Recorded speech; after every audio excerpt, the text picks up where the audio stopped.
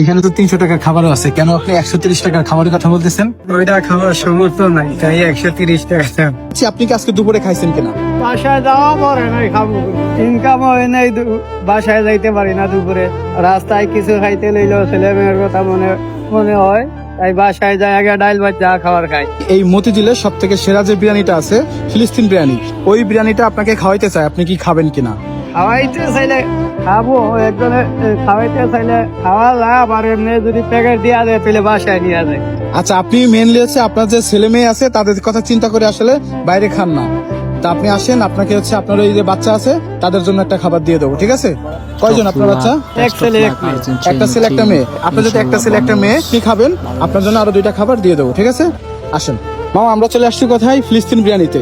এই যে বকচত্বর, মতিঝিল বকচত্বরের এখানে আছে ফিলিস্তিন বিরিয়ানি, ঠিক আছে? এখানে আপনাকে খাওয়াবো। কখনো কি খাসির বিরিয়ানি খাওয়া হয়েছে? কতদিন আগে খেয়েছেন? না, অনেক আগে, কত বছর হবে আইডিয়া? 2-3 বছর। 2-3 বছর আগে খাসির বিরিয়ানি খেয়েছেন, আজকে আবার খাবেন? আচ্ছা, যাই হোক, আমার খানোটাও সার্থক হচ্ছে। আসেন।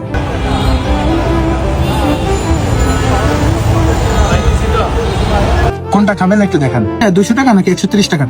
103। 130 টাকার দাম। আচ্ছা মামা, এখানে তো 300 টাকার খাবারও আছে, কেন আপনি 130 টাকার খাবারের কথা বলতেছেন? ওইটা খাওয়ার সমর্থ নাই, তাই 130 টাকা দাম।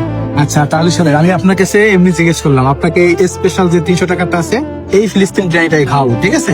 খাবারটা খেয়ে কেমন হয়েছে এটা বলবেন এবং আমাদের জন্য দোয়া করবেন।